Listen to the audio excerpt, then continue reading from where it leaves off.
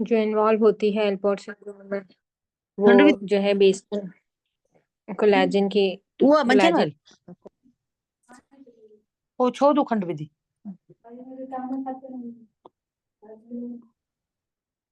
ठीक है, तो जो है इसमें जो है कोलेजन यानी बेसमेंट मेम्ब्रेन बेसिकली इन्वॉल्व हो रही है ना, बेसमेंट मेम्ब्रेन की थिनिंग हो रही है। तो बेसमेंट मेम्ब्रेन सिर्फ किडनी में तो नहीं होती, हर जगह ही होती है। तो इसमें मल्टीपल प्रॉब्लम होते हैं। तो इसका जो न्यूमोनिक था कि देखने में प्रॉब्लम है, can't see can't be can't hear अभी।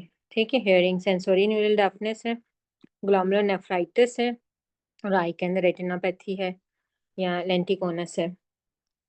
ठीक है, एंटीरियर लेंटिकोनस, इसमें लेंस जो है वो लेंस नहीं, कॉर्निया जो है वो कॉर्न शेप हो जाता है। ठीक है, हम मिनिमल चेंज नेफ्रोपैथी कर रहे थे नेफ्रोटिक सिंड्रोम के अंदर। मिनिमल चेंज नेफ्रोपैथी कैसे डायग्नोस होगी? कि जो है लाइट माइक्रोस्कोप पे कुछ भी नहीं मिलेगा, अमीनोफ्लोरेसेंट पे कुछ भी नहीं मिलेगा। ठीक है, और जो है अगर इलेक्ट्रॉन माइक्रोस्कोपी करवाई जाए नो, जो है वो इफेसमेंट ऑफ फोटोसाइट्स मिलेगी। अब इसको हमने डिफरेंशिएट करना होता है with the focal segmental glomerular sclerosis के साथ। इसका रिस्पांस स्टेरॉइड्स के साथ बहुत अच्छा होता है, इसका रिस्पांस इतना अच्छा नहीं होता स्टेरॉइड्स के साथ। ठीक है, मैम कौन से का सो ये रिस्पॉन्स स्टेरॉइड के साथ अच्छा होता है, मिनिमल चेंज इसका डिजीज का? मिनिमल चेंज का। ओके। ठीक है, ये सबसे कॉमन होती है ना नेफ्राटी, जो चिल्ड्रन में होता है नेफ्राटी। ठीक है, और यूजुअली इसका ट्रिगर होता है, यूजुअली ये इडियोपैथिक होती है या ट्रिगर हो सकती है कोई इन्फेक्शन से, इम्यूनाइजेशन से। हमने इसके लिंकेजेस पढ़े हैं रिसर्च में कि इम्यूनाइजेशन से नेफ्रोटिक सिंड्रोम का लिंकेज है। ठीक है, और जो है इम्यून स्टिमुलस से। तो four eyes for minimum change, I मतलब फोर आईज में एक इडियोपैथिक है, एक इन्फेक्शन है, एक इम्यूनाइजेशन है, एक इम्यून स्टिमुलस है। ठीक है, यूजुअली प्राइमरी प्रॉब्लम है, सेकेंडरी भी हो सकती है मगर रेयर है, ग्लूकोकॉर्टिकॉइड पर रिस्पॉन्स करती है। इसकी और इसमें फर्क क्या होगा? इसके अंदर जो है इसका रिस्पॉन्स ग्लूकोकॉर्टिकॉइड के साथ इतना कंसिस्टेंट नहीं है, और ये क्रॉनिक रीनल डिजीज की तरफ प्रोग्रेस कर सकती है। ये यूजुअली ब्लैक पीपल में कॉमन होती है, फोकल सेगमेंटल। फोकल हमने क्या कहा था? लेस देन 50% ग्लोमेरुलस इन्वॉल्व है। ठीक है, it could be the idiopathic, it could be associated with HIV, sickle cell disease, heroin abuse, obesity। ठीक है, और इसके अंदर जो है लाइट माइक्रोस्कोप, इसमें नॉर्मल था ना, लाइट माइक्रोस्कोप पे कुछ नहीं मिला था। इसमें क्या होगा? फोकल सेगमेंटल में सेगमेंटल स्क्लेरोसिस मिलेगी, थिकनिंग मिलेगी। ठीक है, जो है हाइलिनोसिस मिलेगा, थिकनिंग मिलेगी बेसमेंट मेम्ब्रेन की, और थिकनिंग सेगमेंटल थिकनिंग मिलेगी लाइट माइक्रोस्कोप पे, जो कि यहाँ नहीं मिलेगी मिनिमल चेंज के अंदर। ठीक है, मैम और इलेक्ट्रॉन माइक्रोस्कोप तो दोनों का सेम है ना, मिनिमल हाँ, का और फोकल से? इलेक्ट्रॉन माइक्रोस्कोप दोनों का सेम है, दोनों का सेम।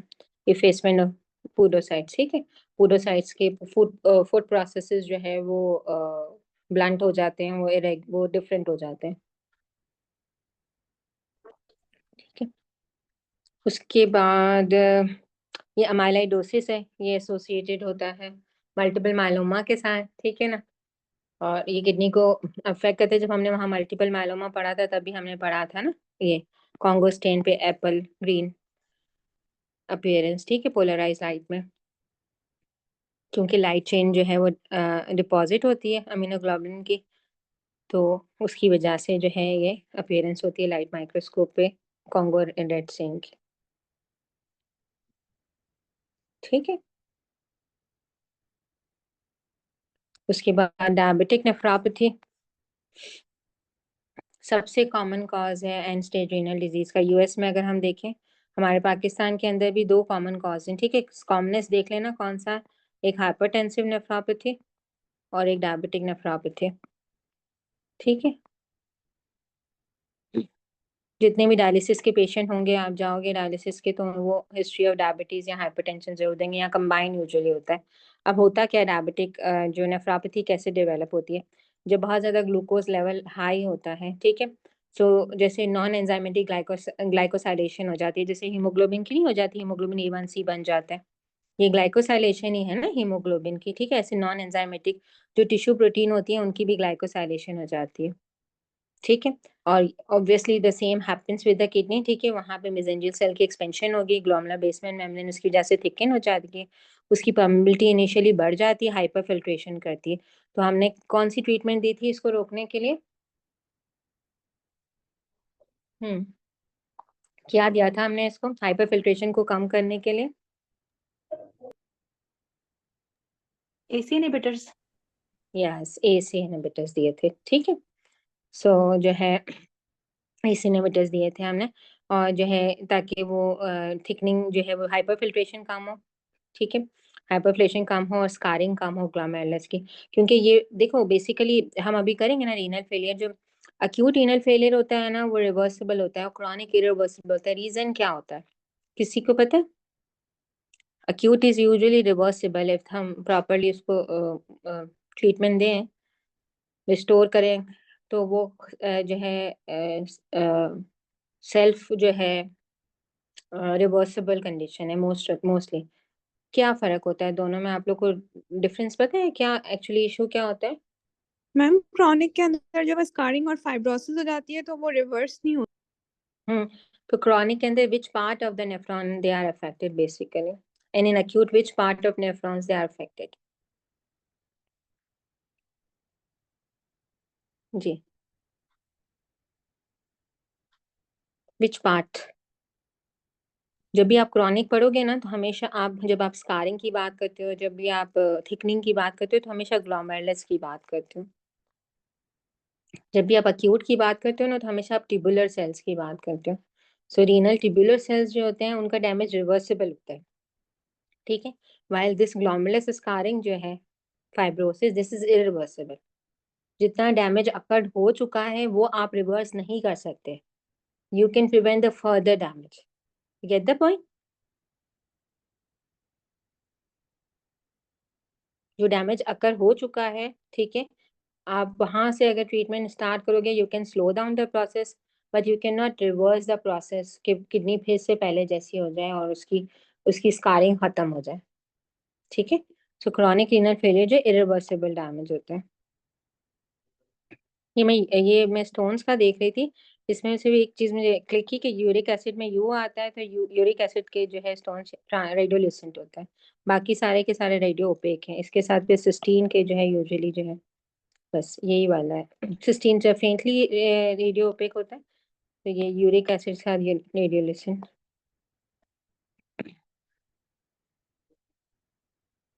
अच्छा, ये हमने कल कर लिया था, ये इसमें गिवन है।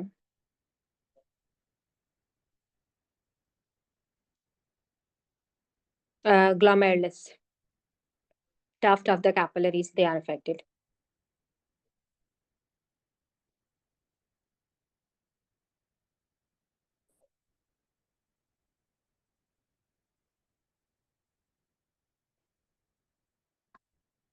स्ट्रेस इनकॉन्टिनेंस पता है ना सबको, हमने कल ओवरफ्लो इनकॉन्टिनेंस किया था, ठीक है। अर्जेंसी इनकॉन्टिनेंस हमने किया था with respect to the uninhibited neurogenic bladder, लेकिन उसका मेन कॉज हमने कहा था, कॉमनेस्ट कॉज जिसका वो जो होता है वो यूटीआई होता है, ठीक है। और हमने क्या किया था कल? ऑटोमेटिक ब्लैडर किया था। स्ट्रेस इनकॉन्टिनेंस पता है सबको? जी मैम। मैम वो जो हम्म आपने कल बताया था ब्रेन से इनहिबिटरी सिग्नल्स आ हम्म रहे होते हैं, हम्म तो मैम वो जो है वो ब्लैडर को इनहिबिट करके रखते हैं अंटिल सिचुएशन फेवरेबल, ऐसे है कुछ जो यस, इसी इनहिबिटरी। तरह का आप ब्लैड देखो, अब आप अगेन ब्लैडर बोलोगे ना, जैसे पर इनहिबिटरी सिग्नल्स का क्या मतलब है? अब बेसिकली देखो क्या होता है, हमारा जो एक्सटर्नल यूरिथ्रल स्फिंक्टर होता है ना वो पुडेंडल नर्व से सप्लाइड होता है, ठीक है। अब जी इस जी चीज को समझो अलग, वॉलेंट्री जो हमारा कंट्रोल है ना ब्लैडर पे, ठीक है, वो एक्सटर्नल जी यूरिथ्रल स्फिंक्टर का। जो जो अनइनहिबिटेड न्यूरोजेनिक ब्लैडर है ना उसमें पुडेंडल नर्व का इशू नहीं होता, उसमें जी। डिट्रूसर मसल्स जो होते हैं they become over sensitive, okay. ठीक है, यू गेट द पॉइंट? जी वो मैम। वो ब्रेन स्टेम का प्रॉब्लम है, voluntary is not the brain stem, ठीक हो गया। ठीक है। वॉलेंट्री इज जी द फ्रंटल कॉर्टेक्स का एरिया इन्वॉल्व है मैच्योरेशन में, जी। और क्योंकि मैम ये तो इसका आना वो ज्यादा। अफेक्ट होता है एंटीरियर सेरेब्रल आर्टरी के लीजन में भी, आप लोग ने पढ़ा भी होगा उसमें। क्या, कौन सा मैम? मैच्योरेशन का जो वॉलेंट्री कंट्रोल सेंटर है एंटीरियर सेरेब्रल आर्टरी के लीजन में अफेक्टेड होता है हाँ जी है ना, पढ़ा है ना, जी वो जी वॉलेंट्री मैम कंट्रोल है, वो एक्सटर्नल यूरेथ्रल स्फिंक्टर से रिलेटेड है। जब हम जी कहते हैं अनइनहिबिटेड न्यूरोजेनिक ब्लैडर, तो वो हम ब्रेन स्टेम के लेवल की बात करते हैं कि कुछ सिग्नल्स आ रहे हैं कुछ नहीं आ रहे, वो ठीक है डिट्रूसर को रिलैक्स नहीं होने देते कि वो उसमें उसमें यूरिन अक्यूमुलेट करे। जी मैम ठीक है, फैसिलिटेशन ज्यादा हो जाती है, इनहिबिशन कम हो जाती है। ठीक है मैम ठीक है, जी मैम अच्छा जी। अब हम मेरे ख्याल में रीनल फेलियर करके इसको खत्म करें। कॉलेज में भी ऐसी होता है, जब मैं रीनल फिजियोलॉजी शुरू करती हूँ, मैं शुरू तो बहुत शौक से करती हूँ, मुझे खत्म नहीं हो रही होती है। मुझे ऐसा लगता है पता नहीं ये किस जमाने में खत्म होगी। हसीब भी कहेगा पता नहीं मैम क्या पढ़ा रही है, रीनल फिजियोलॉजी खत्म ही नहीं होगी। अच्छा जी, अब हम बात करते हैं बेसिकली अक्यूट रीनल फेलियर की। AKI भी बोलते हैं, अक्यूट रीनल फेलियर भी बोलते हैं। ठीक है, और ज्यादातर बुक्स में, जो फॉरेन बुक्स में ना, वो AKI और जो है ना K यूज किया गया है वरना renal failure, acute renal failure के लिए K का वर्ड, अक्यूट किडनी फेलियर। ठीक है, और क्रॉनिक किडनी फेलियर। अच्छा, अब इसमें जो है ना अक्यूट जो किडनी की इंजरीज हैं, acute as the name indicate कि कोई अक्यूट इंसल्ट हुई है किडनी में अंदर। ठीक है, वो जो होती हैं वो 3 तरह की हो सकती हैं। The cause could be the pre renal and usually the cause is pre renal. Most of the time जो अक्यूट रीनल फेलियर्स प्रेजेंट करते हैं ना, वो प्री रीनल कॉज होता है। और प्री रीनल में आपको पता है कि even vomiting diarrhoea can lead to the acute renal, यानी अक्यूट रीनल फेलियर्स। ठीक है, और जो है होता क्या है कि किडनी को ब्लड सप्लाई कम मिल रही है। ठीक है, जिसकी वजह से अक्यूट रीनल फेलियर हो रहा है। ठीक है, इंट्रिंसिक जो हम जिसको इंट्रा रीनल कॉज कहते हैं कि किडनी के अंदर कोई प्रॉब्लम है।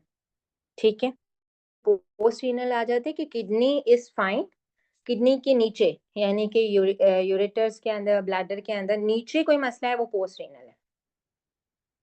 क्लियर? अब जब हम बात करते हैं ना प्री रीनल की, तो प्री रीनल का में ये है कि किडनी इज फाइन। ठीक है, इनिशियली किडनी को कोई मसला नहीं हुआ, किडनी से पहले प्रॉब्लम है। तो जब हम किडनी के फंक्शंस देखेंगे तो किडनी के फंक्शंस हमें ओके मिलेंगे। किडनी के फंक्शंस कैसे हमें ओके मिलेंगे? इस तरह ओके मिलेंगे कि हमें यूरिन की ऑस्मोलैरिटी जो है वो यूरिन कॉन्सेंट्रेटेड हमें मिलेगी। ठीक है, हमें जो है यूरिन में सोडियम की कॉन्सेंट्रेशन कम मिलेगी, मीन्स के किडनी जो है वो सोडियम को रिएब्जॉर्ब कर रही है। ठीक है, हमें जो है फ्रैक्शनल जो है यूरिन की एक्सक्रीशन वो भी कम मिलेगी, और हमें जो है blood urea nitrogen to creatinine ratio भी ज़्यादा मिलेगा। ये क्या शो कर रहा है कि भाई किडनी में ब्लड सप्लाई कम हो रही है। तो जो है हमने कल भी पढ़ा था कि जब रीअब्जॉर्प्शन, जब फ्लूइड कम होता है, ठीक है, सो रीअब्जॉर्प्शन जो है यूरिया की ज्यादा हो जाती है। ठीक है, सो यूरिया जो है सीरम में ज्यादा हो जाता है, तो BUN रेशियो टू क्रिएटिनिन जो है वो भी आपको हाई मिलेगा। ये सारे क्या साइंस हैं कि ये मसला किडनी के साथ नहीं है, किडनी से पहले का मसला है। ये सारे फंक्शन क्या शो करें? किडनी के फंक्शन से। ये बात समझ में आती है? तो किडनी इसको कैसे लेगी? किडनी इसको ऐसे लेती है कि बॉडी में फ्लूइड कम है, ठीक है, और मुझे फ्लूइड को एब्जॉर्ब करना है। दैट इज प्री रीनल एजोटेमिया या pre renal acute kidney injury. ठीक है, इंट्रा रीनल में क्या क्या मसले आ सकते हैं? इंट्रा रीनल के अंदर कोई इस्कीमिया हो सकता है, कोई टॉक्सिन्स हो सकते हैं। ठीक है, नेफ्रोटॉक्सिन्स की वजह से हो गया, कोई ड्रग की पॉइजनिंग की वजह से होगी, कोई मेटल पॉइजनिंग की वजह से हो गया। ठीक है, अक्यूट ग्लोमेरुलोनेफ्राइटिस हो गया। ठीक है, वेस्कुलर इवेंट में हमने जैसे TTP और HUS पढ़ा था, वो हो गया। ठीक है, अब यहाँ पे होगा क्या? यहाँ पे मसला क्या हुआ है? अक्यूट ट्यूबुलर नेक्रोसिस हुई है। मैंने आपको क्या बताया था कि अक्यूट किडनी इंजरी में क्या इन्वॉल्व होती हैं? ट्यूब्यूल्स के सेल्स इन्वॉल्व होते हैं। So this is acute tubular necrosis. अब अक्यूट ट्यूबुलर नेक्रोसिस में होगा क्या कि वो ट्यूब्यूल के सेल्स जब उनको ऑक्सीजन नहीं मिलेगी तो इस्कीमिया की वजह से डेड हो जाएंगे। जब वो डेड हो जाते हैं तो वो स्लज हो जाते हैं into the tubular spaces, means जो ट्यूब्यूल की कैनाल होती है, जो ल्यूमेन होते हैं, उसमें चले जाते हैं, उसमें गिर जाते हैं, और वो क्या करते हैं? ऑब्स्ट्रक्शन करते हैं। ठीक है, और वो ऑब्स्ट्रक्शन की वजह से जो है किडनी का फंक्शन जो है वो लॉस हो जाता है। तो जब तक वो रिपेयर नहीं होंगे तब तक हमें पेशेंट को सपोर्ट करना है विद द डायलिसिस। ठीक है, विद लेवल्स कंट्रोल करके उनके कि तब तक कि उनको रिपेयर का टाइम मिल जाए।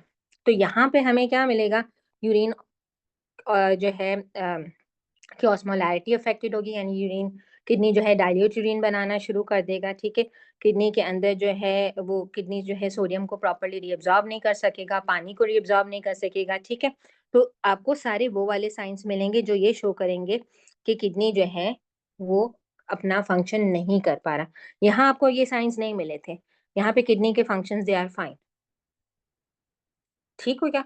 और जो पोस्ट रीनल होता है उसमें सबसे जो कॉमन कॉज है वो स्टोन्स होते हैं। ठीक है, स्टोन्स के अलावा फिर बीपीएच है या कोई कंजेनाइटल एनॉमलीज है, इसमें आउटफ्लो ऑब्स्ट्रक्शन है। ठीक है, इसमें वेरी करता है ये दोनों चीजें। अर्ली स्टेज के अंदर जो है प्री रीनल वाले सिम्टम्स मिलते हैं, लेट स्टेज के अंदर रीनल वाले सिम्टम्स मिलते हैं। क्लियर है? Yes. ठीक हो गया। अच्छा, उसके बाद हम आ जाते हैं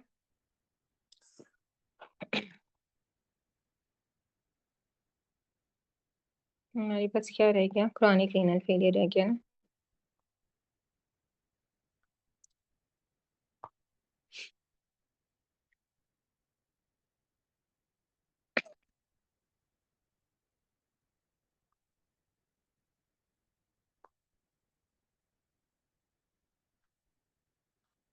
अब क्रॉनिक रीनल फेलियर में क्या हुआ था, अक्यूट में क्या हुआ था, ट्यूबुलर एपिथेलियल सेल्स जो है उनकी वो स्लज हो गए थे, उन्होंने रास्ता बंद कर दिया था। वाइल क्रॉनिक मैंने आपको क्या बताया, इरिवर्सिबल लॉस है नेफ्रॉन का। ठीक है, और इसमें आप ये समझ लो कि हर नेफ्रॉन का हाइपरटेंशन हो गया, कैपिलरी प्रेशर्स बढ़ जाते हैं, हाइपरफिल्ट्रेशन होती है।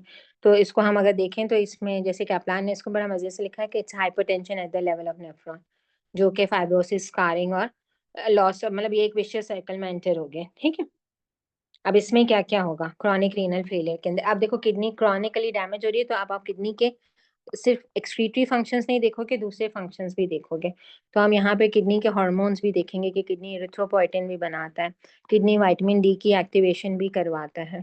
ठीक है, किडनी जो है वो एसिड बेस बैलेंस भी मेंटेन कर रहा है। ठीक है, तो मैम ये सारे फंक्शंस भी, रेनिन सिक्रीशन भी होती है ना? यस रेनिन सिक्रीशन भी होती है, वेरी राइट, रेनिन सिक्रीशन भी होती है। तो अब ये सारे के सारे फंक्शंस जाएंगे। ठीक है, तो पहला तो ये कि किडनी का प्राइमरी काम क्या है कि वो वेस्ट प्रोडक्ट को एक्सक्रीट करे, नहीं कर पाएगा तो ब्लड यूरिया नाइट्रोजन और क्रिएटिनिन के लेवल्स बढ़ेंगे। ठीक है, किडनी सोडियम वाटर की रेगुलेशन नहीं कर पाएगा। ठीक है, तो मैंने आपको कल भी बताया था आइसोएस्थीनूरिया, आइसोएस्थीनूरिया यानी कि किडनी की कॉन्सेंट्रेटिंग या डाइल्यूट, कॉन्सेंट्रेटिंग एबिलिटी और डाइल्यूट दोनों एबिलिटी चली जाएगी। ठीक है, तो जो है हाइपोनेट्रीमिया की तरफ लीड करेगा, वॉल्यूम ओवरलोड करेगा, एडीमा करेगा। ठीक है, और सिमिलरली अगर पेशेंट जो है वो हाइपोनेट्रीमिया की तरफ भी फौरन से लीड कर सकता है, वॉल्यूम डिप्लीशन भी हो सकता है। अगर उसको थोड़ा सा कोई और प्रॉब्लम होगा तो it can present with severe volume depletion. Otherwise kidney काम कर रहा होता है तो किडनी क्या करता, उस वॉल्यूम डिप्लीशन को बचाने के लिए वाटर को सेव करता, सॉल्यूट्स को सेव करता। ठीक है, पोटेशियम एक्सक्रीशन की रेगुलेशन जो है वो खराब हो जाएगी तो hyperkalaemia, a very dangerous condition, but this is more dangerous for acute renal insult. ठीक है, हाइपरकैलेमिया ज्यादा डेंजरस, क्रॉनिक के अंदर हाइपरकैलेमिया जो है से ज्यादा अक्यूट के अंदर जो है हाइपरकैलेमिया जो है वो ज्यादा फ्रिक्वेंटली होता है। उसके बाद अगेन फिक्स एसिड जो बॉडी में बन रहे हैं वो नहीं एक्सक्रीट होंगे, मेटाबॉलिक एसिडोसिस। ठीक है, and here this fix acid जो है will increase the anion gap. So ये सीआरएफ जो है ये कौन सा मेटाबॉलिक एसिडोसिस है, विद इंक्रीज एनाइन गैप, हमने लास्ट टाइम भी पढ़ा था इसको। ठीक है, मैम इसमें फॉस्फेट डिस्लिपिडीमिया भी होगा? डिस्लिपिडीमिया नहीं होता यूजुअली, डिस्लिपिडीमिया नहीं पढ़ा मैंने कहीं भी। आप लोग ने कहीं पढ़ा है? मैंने नहीं पढ़ा सीआरएफ में डिस्लिपिडीमिया। नेफ्रोटिक के साथ पढ़ा है हमने डिस्लिपिडीमिया हमेशा, सीआरएफ के साथ कभी नहीं पढ़ा। मैम ये इसमें लिखा हुआ है, ये जो फर्स्ट एड है ना, हम्म, मैम इसमें कहाँ उसमें पे ये लिखा, लिखा हुआ है, कहाँ पे लिखा हुआ है? ये जो मैम मड हंगर्स वाला नहीं था निमोनिक, उधर लिखा हुआ है। मैड हंगर कौन का सा वाला निमोनिक है। कौन सा वाला निमोनिक में? मैड हंगर मैम जो इसका लेटेस्ट एडिशन है ना, उसमें हम्म, लिखा हुआ है। अच्छा उसमें आपके वाले लिखा में हुआ नहीं ये, मेंशन है। मेरे पास 2022 वाला है। जी अच्छा, टीजीज बढ़ जाते हैं कहा उनके। जाता है, हाँ जी। हाँ हो, ओके, ट्राइग्लिसराइड बढ़ उसके रीजन क्या उन्होंने दिए ट्राइग्लिसराइड बढ़ने की? मैम बस उन्होंने निमोनिक में लिखा हुआ है। अच्छा, निमोनिक में लिखा हुआ, मैं चेक करूंगी इसको, क्योंकि हर एडिशन में कुछ ना कुछ चेंजेस तो आती रहती है। मेरे पास ये 2022 वाला है। जी मैम। 23 वाले की बात कर रहे हो? जी देखती हूँ मैं। हो सकता है न्यू रिसर्चेस कहती हूँ, क्योंकि पहले तो हमने नहीं ना, हमारी टेक्स्ट बुक्स में भी नहीं है कि ट्राइग्लिसराइड सीआरएफ के साथ रिलेटेड है। हो सकता है न्यू रिसर्चेस में आ गया हो मैम तो उन्होंने 22 ऐड कर में दिया। है, 22 में है, कहाँ पर है बेटा? Page number 627। 627 पे? अच्छा, 627 पे। अच्छा, मैम ये लोग चलो मैं फर्स्ट देखती हूँ। एड की बात कर रहे हैं शायद। आपके पास तो क्या प्लान है? अच्छा, ये मैंने क्या प्लान खोली हुई है? अच्छा हाँ, सही, मैं क्या प्लान खोली हुई है? मैं पहले, इससे पहले मैंने फर्स्ट एड ही खोली हुई थी ना। चलो देख लेते हैं इसको, एक मैं इसको खत्म कर लें, फिर मैं चेक कर लेती हूँ इसमें। मेरे पास फर्स्ट एड यहीं पड़ी हुई है। अच्छा, अब उसके अलावा क्या करेगा? हाइपरफॉस्फेटीमिया करेगा। हाइपरफॉस्फेटीमिया, अब प्रॉब्लम यहाँ पे विटामिन डी की एक्टिवेशन नहीं हो रही, उसकी वजह से सेकेंडरी हाइपरपैराथायरिज्म हो रहा है। हाइपरफॉस्फेटीमिया हो रहा है, उसकी वजह से सेकेंडरी पैराथायरिज्म हो रहा है, ठीक है। और जो है जिसकी वजह से हम जिसको कहते हैं कि बोन्स की जो है पंचिंग आउट शुरू हो जाती है, सेकेंडरी हाइपरपैराथायरिज्म की वजह से बोन ज्यादा रीअब्सॉर्ब होती है। This is called the renal osteodystrophy, ठीक है। और अगेन विटामिन डी की एक्टिवेशन नहीं हो रही, 1 अल्फा हाइड्रोक्सिलेज एक्टिवेट नहीं हो रहा। दिस अगेन कंट्रीब्यूट करेगा हाइपोकैल्सीमिया में। एब्जॉर्प्शन भी नहीं हो रही, एक्सक्रीशन भी ज्यादा हो रही, ठीक है। एरिथ्रोपोइटिन नहीं हो रहा, तो एनीमिया जो है। तो सबसे कॉमनेस्ट कॉज जो है डायबिटीज है, उसके बाद second most common is hypertension. हाँ मुझे बताओ पेज नंबर, अब बताओ, मैं देखूं जरा।